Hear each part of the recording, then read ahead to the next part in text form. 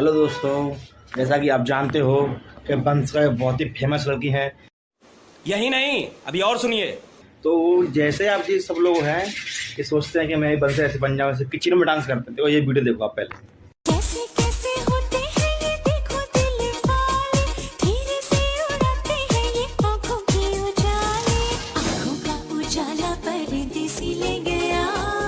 मजा आया और मैं ये जो मजा है हिंदुस्तान के हर व्यक्ति को देना चाहता हूं।